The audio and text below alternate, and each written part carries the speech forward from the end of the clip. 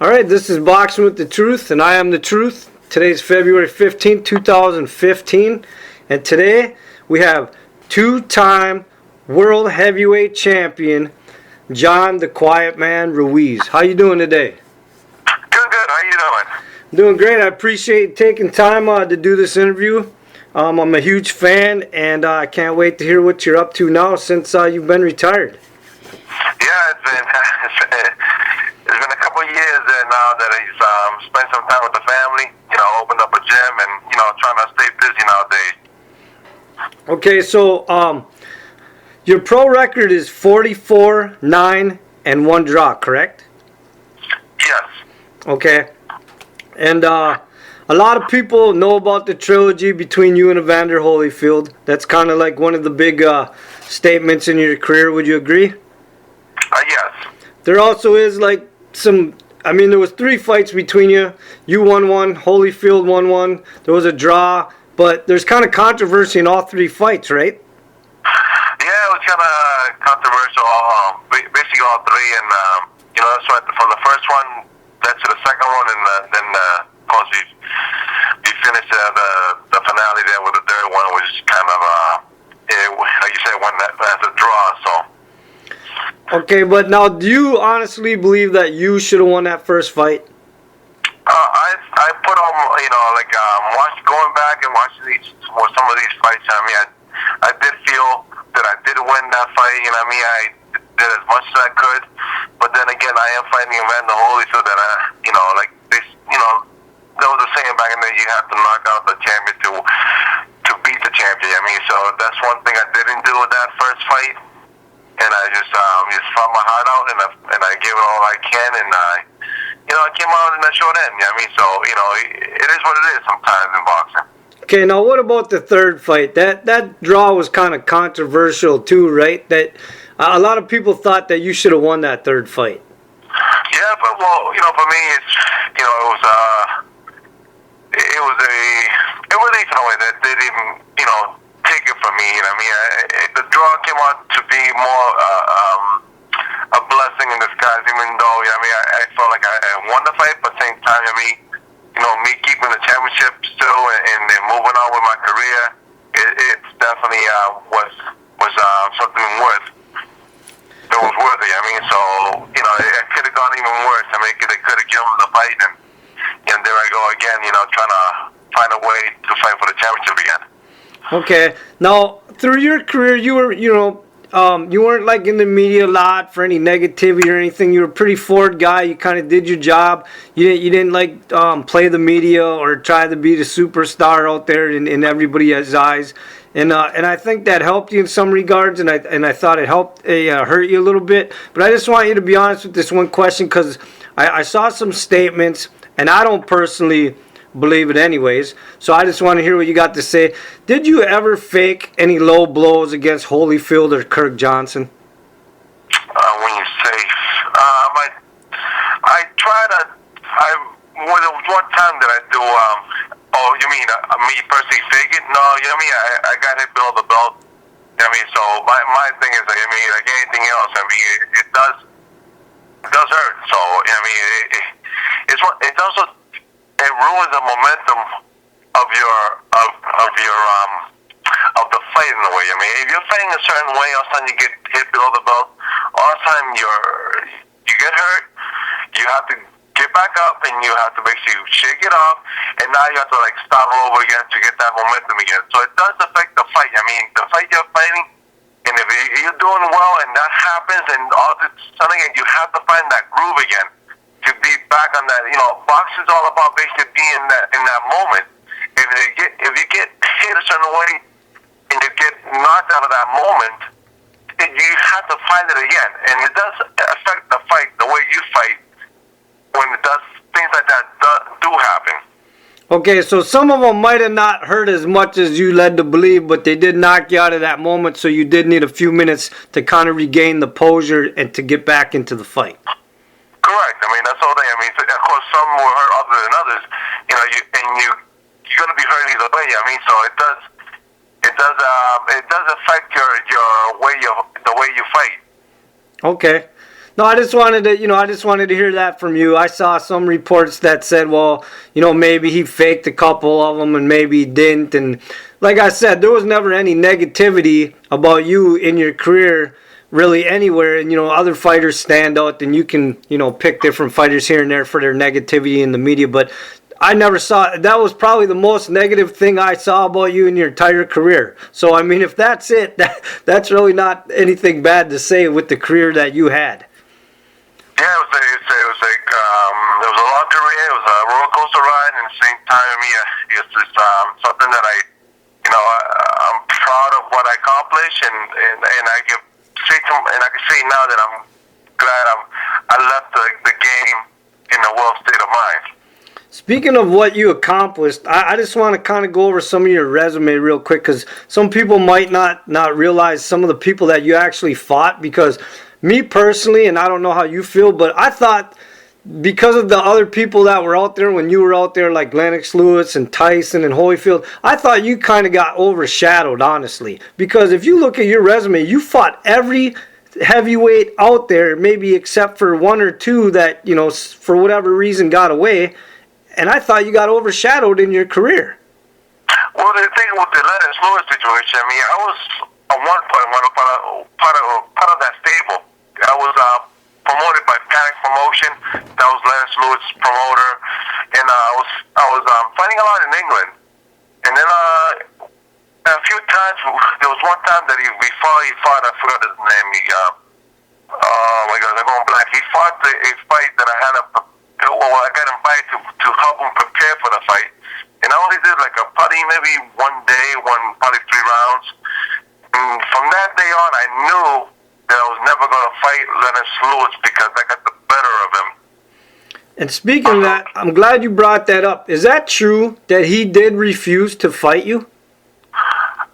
He did refuse because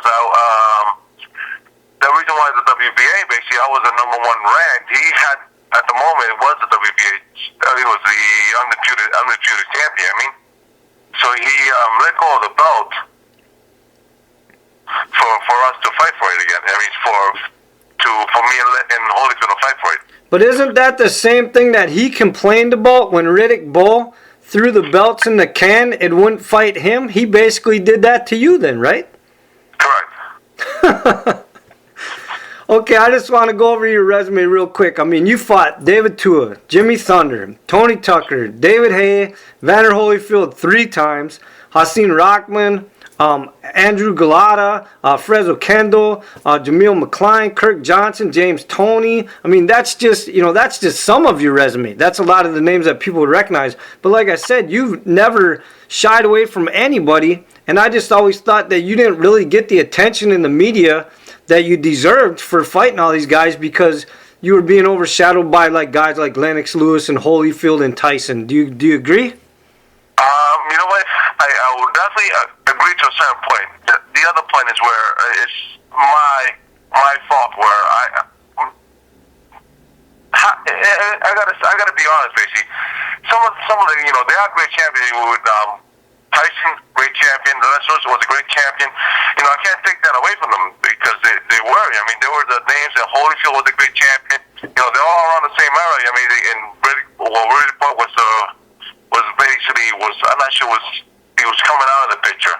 But at the same time, these are all the great fighters that basically were around that time, and they deserve that attention. I mean, at the same time, for me coming into that picture with these great champions, and at the same time having the group around me that, tell you the truth, they weren't the greatest people around me that they couldn't promote me enough. I mean, being Latino, it was a great opportunity for me to represent my country and my heritage, and they couldn't do that. I mean, at the same time, that's where I take fault at it because I didn't surround myself with people that basically saw beyond boxing and looked more towards the marketing side of it. Okay, and now that you brought that up, I want to make sure that all the boxing fans know that you were the first Latino heavyweight champion of the world, correct? Yes. Okay, and also, speaking of Fred Oquendo, you and Fred Oquendo in that fight actually made history by being two Latino fighters fighting for a heavyweight champion, first ever, right? Yes. Okay, so I guess when you found out or whatever that you were going to be the first Latino heavyweight champion, do you obviously you take pride in that because I know that you take your culture very serious, right? Yes. Now, when you and Frez Oquendo made history, are you and Frez Oquendo? Do you guys have a relationship at all? You know what? I did see him one time. He fought in Vegas when I was in Vegas. I went to see some fights. I wasn't sure he was fighting or not, so I was there to enjoy the fights, and I saw him. We talked. I mean, he's a great guy. It's something that I get along with. I get along with everybody. I mean, I'm an easygoing guy. As long as you say hi, I'm willing to say hi. I mean, I wanted to shake your hand, talk to you, and stuff like that. But the thing is, with myself, that's where I think further. I was really more of a stay-at-home kind of a guy. I mean, I'm more stay quiet kind of a guy that I didn't speak much to the reporters or to anyone in the way. I more kept to myself, spent more time with my family, and basically I basically went home after work. That was my work. Basically, boxing was my work, and then I'll go back home to my family. That's where my pleasure was. Okay. I want to get back to the part where you were talking a little bit about your promotion, the way you were promoted and stuff, and some of that was your fault. But I also want to bring up, how was your relationship with Don King?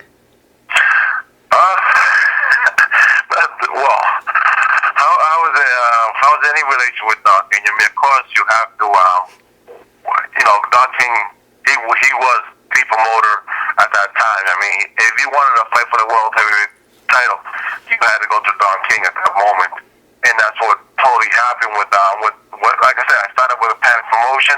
I knew I was going to get an opportunity with Lennox Lewis, so I had to find someone to give me that next shot, and that was to tie me up with Don King because he had, of course, he had Holyfield. So with Don King, there were a few things that went bad, and there are other things that I was happy for. He gave me that opportunity to fight for the title, and I'm glad for it. But at the same time, everything beyond that, it was basically, it was nickel and dime me basically, and on everything, and I find this all things I find out through after retirement in a way, where things start popping up. Oh, by the way, did you know this happened? And I'm like, oh my goodness, I can't believe this and I can't believe that. It's stuff that for me, it happened in the past. Now that I'm retired, I'm trying to enjoy life now and not think about what the situations we went through with Don King. Okay, do you believe is that the reason why you and Mike Tyson never met in the ring? Does that have some? Well, the reason why Mike Tyson was when I'm here, like I said, I'm here everything after retirement. Basically, we were going to have an opportunity to fight with Mike Tyson. We threw it on the table with Mike Tyson, and I think it was I'm not sure what year it was. I think it was when he was coming out of prison. I looked for that fight, something like that, and we discussed it, but it didn't go far because I guess his explanation was because I fought Holyfield and he fought Holyfield, and he noticed how I took all that punishment from Holyfield and didn't give up fighting, and he thought it would be too much of a fight for him when he was looking for something a little easier. Okay. I just wanted to bring up the Roy Jones fight briefly. Do you think was that a mistake in your career? Were you not mentally prepared for that? Because I understand, and correct me if I'm wrong, I know you were going through a lot of outside the ring issues. You were going through a divorce and things like that. Do you think that was a mistake in your career to take that fight? Well, yeah, it definitely was a big mistake. Where I should have somehow cancel or postpone it, but then again, something like that big of a fight, you couldn't do that in a way. It was already signed, sealed, and ready to go.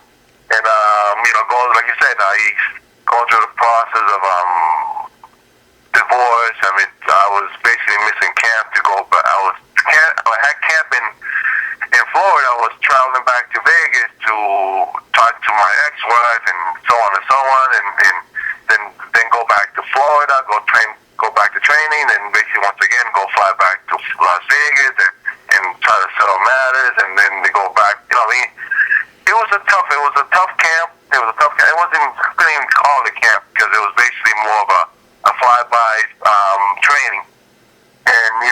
for me is to just step into the ring with that state of mind. It was one of the fights. It was the fight, and that I could actually say that I actually quit on myself, because in that first round, when that first round rang, and I was trying to get into Roy Jones, trying to get into his body, stuff like that, and the referee started separating us, and I realized, oh look, this is a fight I'm not supposed to win. So I'm just gonna go through the motion and just fight the whole 12, try to fight the whole 12 rounds and just go home. So is that what you meant by this? I read a statement you said somewhere that the referee would just not let you fight your fight. Is that what you meant? Yes. That's the whole thing. I mean, as soon as I try to get inside and try to basically use my weight against him and try to work more body punches and try to do as much as I can, you know, as soon as I did that, we got separated. I mean, so just something that, but right there, that happened in the first round. In that first round, from there on, I said to myself, look, I'm not supposed to win this fight. And this happened. I remember that moment in that round when I said to myself, I'm not supposed to win this fight. I'm just gonna keep fighting. That's it. Okay. Do you have when you fought, did you ever have any types of superstitions or habits that you needed to do before a fight? You know, after the fight with Tua, you know, I mean, the big fight with Tua, actually, I mean, where things went bad in the first round. After that fight, I finally realized that, look, this is serious, right? It basically, I have to start. I have to be ready when that bell rings, from that bell ring to the end, into it ends. You know, and before I used to basically just dance around the first round and figure the guy out, whatever. I mean, try to do as much as I can to figure the guy out. Now I gotta start thinking more. I used to gotta go out there and fight. Until the belt, go out there and fight. And that was my main thing. In the running part from the dressing room to the ring is more that motivation to just get in there and fight. I mean, so, you know, when things bad happen to me, I learned a lot from it. I mean, which is good. I mean, you have to learn from your mistakes, and you know, in that Tua fight, basically, I did learn a lot. And thank goodness I managed to, from being knocked down to becoming world heavyweight champion, was, you know, it was kind of a, you know, I haven't seen too many people come back from a knockout. Is there a reason you never tried to get a rematch against Tua? Oh, we did actually. We did try to get a rematch. He was promoted by Duba at the time, I think, and they declined it. So they saw what they took the good and went with it. I mean, so they couldn't just do a second time around, because second time around, who knows what would happen. I mean, so for me to, you know, and knowing the career I had, that, you know, that probably would have been, I would have stepped up a little bit more prepared and probably win the second time around, and then of course there goes his career. I mean. Exactly. Well, I mean, based on the resume you got, this might be a hard question for you to answer, but out of all these guys that you fought, who do you think was the toughest guy that you fought in the ring out of your pro career? You know, I think the toughest fight for me was of course, I tell you, it was Holyfield. Even though the first round getting knocked down is one thing, but fighting through 12 rounds and getting basically punched and getting your nose broken, you know, that's more of a torture. I mean, so I consider it more of the Holyfield fight, the Holyfield fights that were the toughest ones to me. I mean. Okay, and that second one is when you actually got your nose broke, right? And that's the one you actually won. Yeah. So I mean, you got your nose broke. What was it, in the first or second round, and then you ended up still winning the fight. Yeah, so that's the thing. I mean, it's just basically, I mean, sometimes you just have to, I get boxing, you know, as soon as, it's like everybody said, as soon as you're brought to the corner, you gotta figure out what you have to do to keep going. I mean, either you fight out of that corner, or you take a knee and you say you quit. I mean, so for me personally, it's always about fighting, and that's what I love about this sport, because it shows the men, it separates the men from the boys. I mean, the men makes you step up and keep fighting, and the boys just tend to wither away. Okay, well now you've been retired since 2010 and it's 2015, so almost 5 years because I believe it was in April that you retired. So I understand that you have a gym now. I want you to go ahead and promote that gym. I know you're training boxers and MMA fighters, so let's talk about that a little bit. Yeah, you know me. I'm open up a gym in Memphis, Mass. I mean, been there for at least 4 years, and it's a new gym. You know, in the same time, I'm just trying to help out the next future champs. I mean, trying to give them my hand, and just try to keep myself busy. I always try to be part of a neighborhood, more part of the community and stuff like that, trying to help out. You know, Memphis right close to Chelsea, so Chelsea, I mean, we invite all the people from Chelsea to come by, my hometown, and then, of course, you know, we always go back to Puerto Rico, my country, where, you know, which I love, and like to visit my family there, you know, becoming like we talked before, becoming the first Latino heavyweight champion. I mean, it was something that for me, I never thought it would happen. I mean, you know, fighting Holyfield is one thing. I mean, and beating him is another. You know, fighting him is one thing, but beating him is another because he was the legend at the time. I mean, and to go out there and fight him, you know, I was more nervous than anything. I mean, so, you know, for me to become a champion, the first Latino champion, at the same time beating a legend like Evander Holyfield, it does a lot of bells in my head. I mean, every time I think about it, because that's something that I can actually, you know, tell my kids. And the weirdest part is, like, my kids are reading books with me in it now, and, you know, I got a 7-year-old.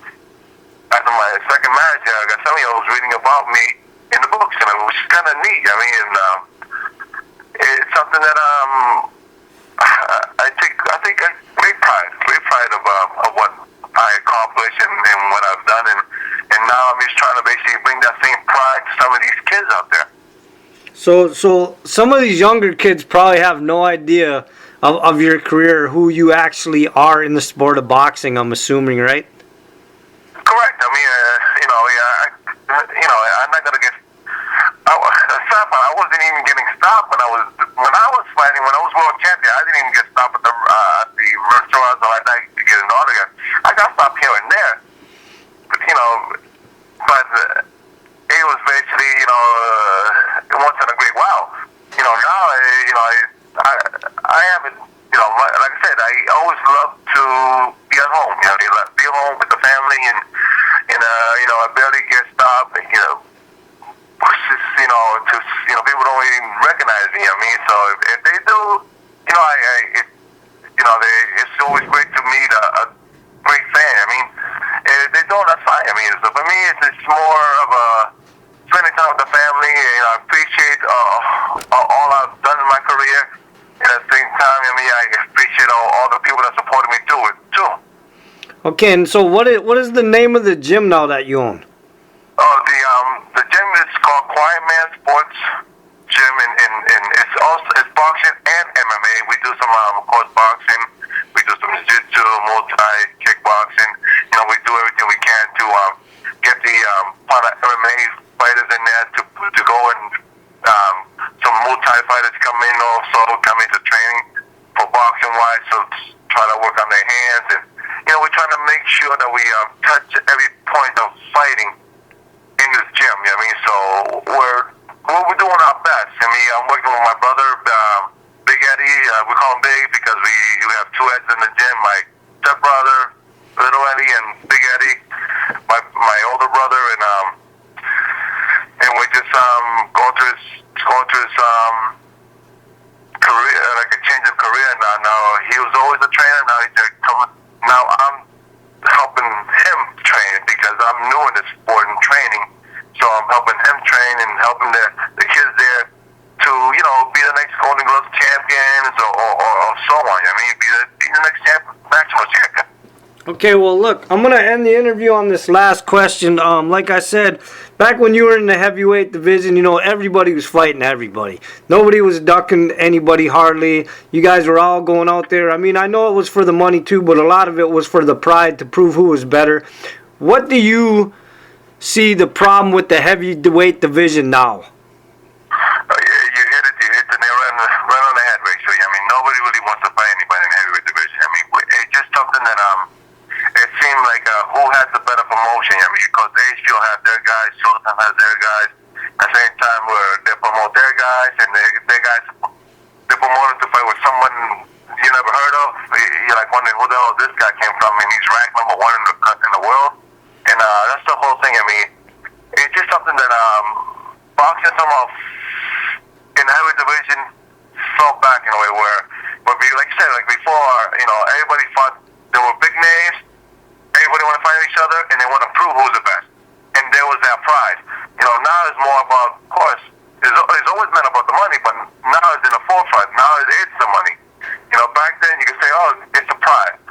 Now you can't even say that because nobody wants to fight anybody. More is about, okay, who wants to make the money now? So the thing is, it's sad. It's sad it's happened too. I'm hoping to see some glory days. Bring back this heavyweight division. I mean, the heavyweight division was boxing. I mean, and you might, like you said, anybody you mentioned in the heavyweight division was sort of like a god in a way. And that's the reason why it was the heavyweight division was so big. And now it just more like fell back. I mean, I'm looking forward to those times again. I mean, to see those guys take on guys and just basically become champions by proving it that they're the best. Well, I'm going to ask you one more question. Is there a heavyweight out there right now that you're actually following his career and kind of pulling for to get a world title? That's the whole thing. I mean, you barely hear who's out there. I mean, if you do hear somebody, it's used to a trickle. I mean, of promotion.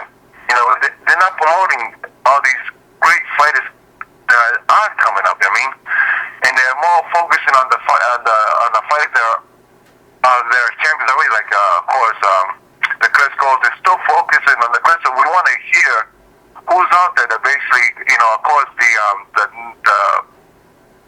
new champion there, Wilder, and those are only. It's been a while since we've seen two fighters fight for the title, other than and I've seen the Criscos in it. And it's something like that. I mean, but at the same time, we're not hearing enough who's coming up the ladder. No, I agree with you. I totally agree with you. That there needs to be more promotion in the heavyweight to get the heavyweight division back. And it comes down to the fighters, too. These guys got to start saying they want to fight each other and quit trying to pad records. Everybody in the top 10 should be all asking for fights against each other. Yeah, definitely. I mean, they should be fighting. They should have a new way to get these guys to fight each other. I mean, because the people that do run boxing is the organizations there. WBA, WBC, IBF. I mean, WBO. These guys should be working together and making these guys fight each other, where you get some excitement and get the public back into the arenas and basically and so on. I mean, now it's just more who wants to. I hate to put it out there, but now it's who has the better for the organization, who has the better fighter, and how they want to keep that better fighter to make their sanction a seize. I agree with you. Well, listen, John, I appreciate the time in the interview, and I learned a lot about you. And like I said, I did follow your career, and I was a huge fan. So for me, this has been an honor. So thanks once again. You. And thank you. Yeah, continue to do what you're doing with the sport, with the boxing and MMA, and helping these young guys get to the next level, man. Because we need to keep this sport alive. Oh, definitely. I mean, it's the oldest sport out there, and I feel like the sad part is it seems like it's not changing for the better. All right, and the truth has spoken.